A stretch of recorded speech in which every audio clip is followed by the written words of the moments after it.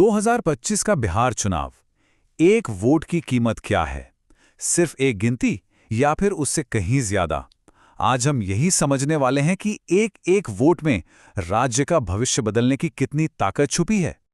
अक्सर ये सवाल मन में आता है ना, कि भाई वोटर्स के इतने बड़े समंदर में मेरे अकेले के वोट से क्या ही फर्क पड़ जाएगा। ये एक बहुत ही कॉमन फीलिंग है। लेकिन जो असलियत है वो शायद आपको चौंका दे। चलिए इसी को थोड़ा डिकोड करते हैं। सबसे पहले इस नंबर पर गौर कीजिए, 7.42 करोड़।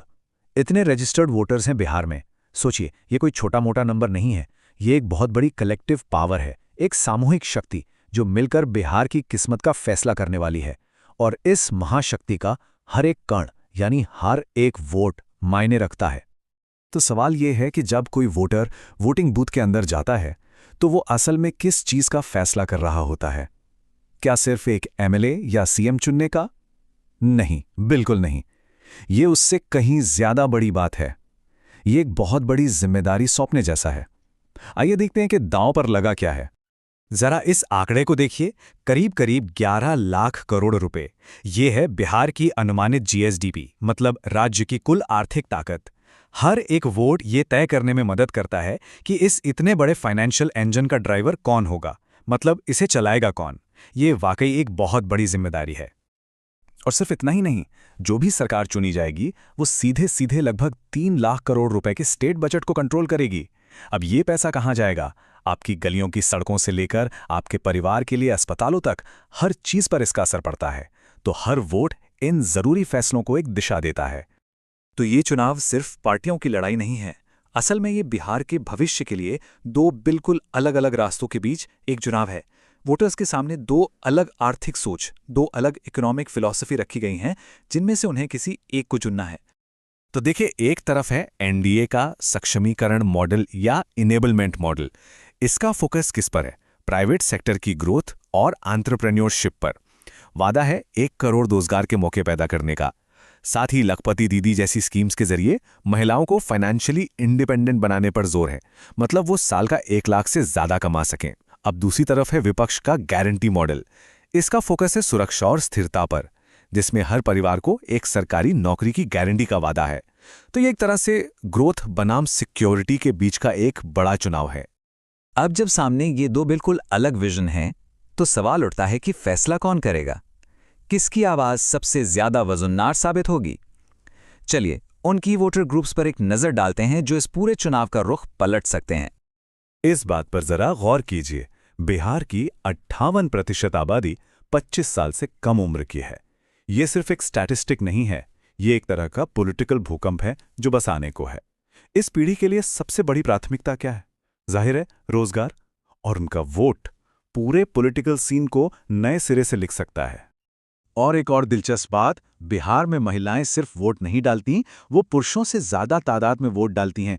2020 के चुनाव में देखिए, 59.58% महिला वोटर्स ने वोट डाला। ये उन्हें एक बहुत ही पावरफुल और अक्सर डिसाइडिंग पॉलिटिकल फोर्स बना देता है।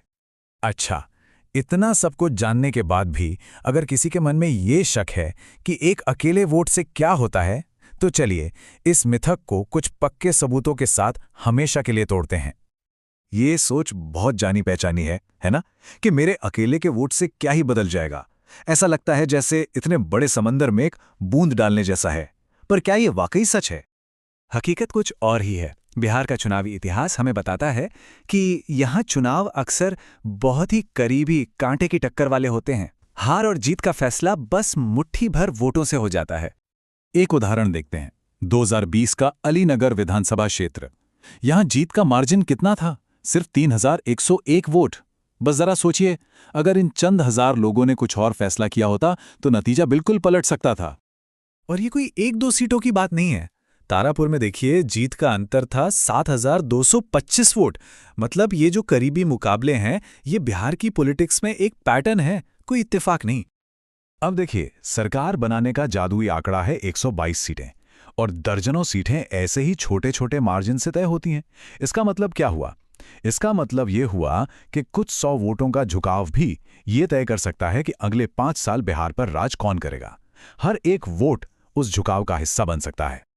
तो आखिर में बात यह है कि वोट सिर्फ एक अधिकार नहीं है, ये एक टूल है, एक हथियार है अपने चुने हुए नेताओं को जवाबदेह बनाने का और ये सुनिश्चित करने का कि आपकी आवाज सुनी जाए। इससे ज्यादा पावरफुल कोई तरीका नहीं है। जब कोई भी नागरिक वोट डालता है तो वो सिर्फ एक कैंडिडेट को नहीं चुन रहा होता, वो असल में लोकतंत्र में हिस्सा ले रहा होता है। वो उन उसूलों को जिंदा रख रहा होता है जिन पर हमारा देश टिका है। अपनी बात को सिस्टम तक पहुंचाने का इससे सीधा और कोई रास्ता नहीं है। तो बिहार के अगले 5 साल का रास्ता अब तय होगा। सवाल बस एक है, क्या ये फैसला कुछ लोग करेंगे और बाकी देखते रहेंगे, या फिर हर एक नागरिक इस फैसले का हिस्सा बनेगा? चुनाव हर किसी का है,